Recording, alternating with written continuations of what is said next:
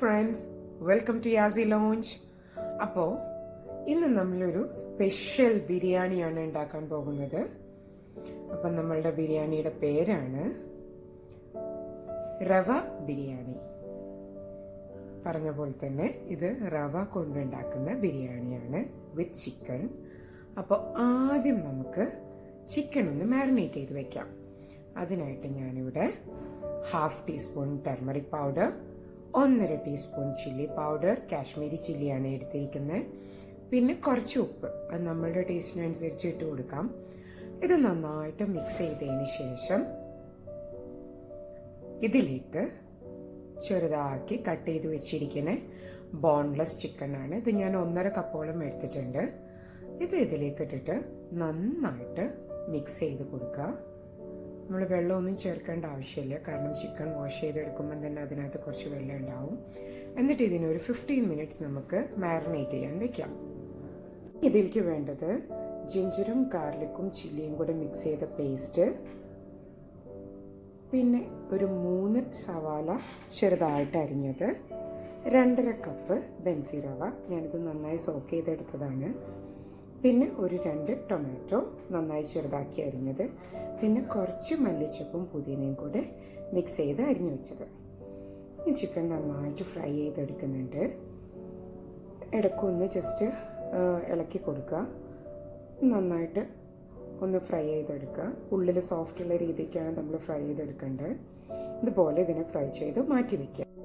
അതേസമയം തന്നെ നമ്മളൊരു ചട്ടിയിൽ ഒരു 2 ടേബിൾ സ്പൂൺ നെയ്യും 1 ടേബിൾ സ്പൂൺ ഓയിലും ചേർത്തിട്ട് അതിലേക്ക് സവാള ഇട്ടിട്ട് നന്നായിട്ട് വഴറ്റിയെടുക്കാം. അതിനുശേഷം അതിലേക്ക് അരിഞ്ഞു വെച്ചിരിക്കുന്ന ടൊമാറ്റോ ചേർത്ത് വീണ്ടും അതിനെ നന്നായിട്ട് വഴറ്റിയെടുക്കുക. ഇതിന് രണ്ടിനെയും നന്നായി വഴന്നു വരുന്ന സമയത്ത് അതിലേക്ക് ഉപ്പിട്ട് കൊടുക്കാം. നിങ്ങൾക്ക് കുറച്ച് ഉപ്പിട്ട് ആഡ് ചെയ്ത് കൊടുത്താൽ മതി. എന്നിട്ട് വീണ്ടും ഇതിനെ നന്നായിട്ട് വഴറ്റിയെടുക്കുക. അതിലേക്ക് നമ്മളുടെ ഇഞ്ചിയും വെളുത്തുള്ളിയും ഗ്രീൻ ചില്ലിയും കൂടെ മിക്സ് ചെയ്തിട്ട് അരച്ചെടുത്തിട്ടുള്ള പേസ്റ്റ് ചേർത്ത് കൊടുക്കുക. എന്നിട്ട് വീണ്ടും നന്നായി വഴറ്റിയെടുക്കുക.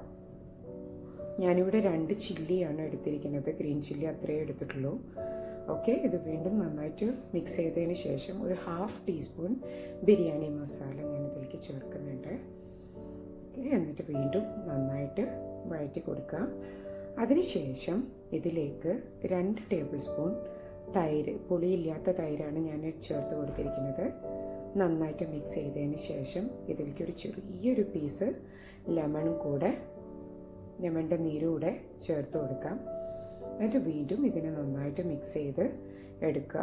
ഇതിലേക്ക് നമ്മൾ അരിഞ്ഞു വെച്ചിരിക്കുന്ന പുതിനയും മല്ലിയിലയും ചേർത്തിട്ട് നന്നായിട്ട് ഒന്നുകൂടെ മിക്സ് ചെയ്ത് കൊടുക്കാം. നന്നായി മിക്സായി കണ്ടില്ലേ, എണ്ണയൊക്കെ സൈഡിൽ നിന്ന്, നെയ്യും എണ്ണയും കൂടെ സൈഡിൽ നിന്ന് വരുന്ന സമയത്ത് അതിലേക്ക് ചിക്കൻ ഇട്ടിട്ട് വീണ്ടും ഒന്നുകൂടെ മിക്സ് ചെയ്ത് നമുക്കിതിനെ കുറച്ച് നേരം ക്ലോസ് ചെയ്ത് വെക്കാം. അടുത്ത് നമുക്ക് നമ്മുടെ റവ റെഡിയാക്കാനുണ്ട്. അതിനായിട്ട് വീണ്ടും 1 ടേബിൾ സ്പൂൺ ഘീയും 1 ടേബിൾ സ്പൂൺ ഓയിലും, സൺഫ്ലവർ ഓയിലാണ് എടുത്തിരിക്കുന്നത്. ഒന്ന് മെൽറ്റായി വരുന്നേരം അതിലേക്ക് കറാമ്പട്ടയും കറാമ്പൂവും 2 ഏലക്കായ അതുകൂടെ ഇട്ടിട്ട് ഞാൻ ജസ്റ്റ് ഒന്ന് മിക്സ് ചെയ്തെടുക്കുകയാണ്. ഇത് ഞാൻ ആസച്ച് ഇതിനകത്ത് ഇടുന്നില്ല, ഇത് റിമൂവ് ചെയ്തിട്ട് ജസ്റ്റ് ആ എണ്ണയ്ക്ക് ആ ഒരു സ്മെൽ വരാനായിട്ടാണ്. അതിനുശേഷം അതിലേക്ക് നമ്മുടെ ബെൻസി റവ ഇട്ടിട്ട് നന്നായിട്ട് മിക്സ് ചെയ്ത് കൊടുക്കാം. നന്നായിട്ട് ഒന്ന് വരവ് നന്നായിട്ട് വറുത്തെടുക്കണം.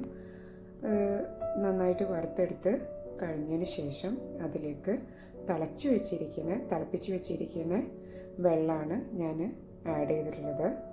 ഗ്ലാസ്സിന് 5 ഗ്ലാസ്, ഞാൻ 4 ഗ്ലാസ് എടുത്തിട്ടുള്ളൂ, 4.5 ഗ്ലാസ് വെള്ളം എടുത്തിട്ടുള്ളൂ.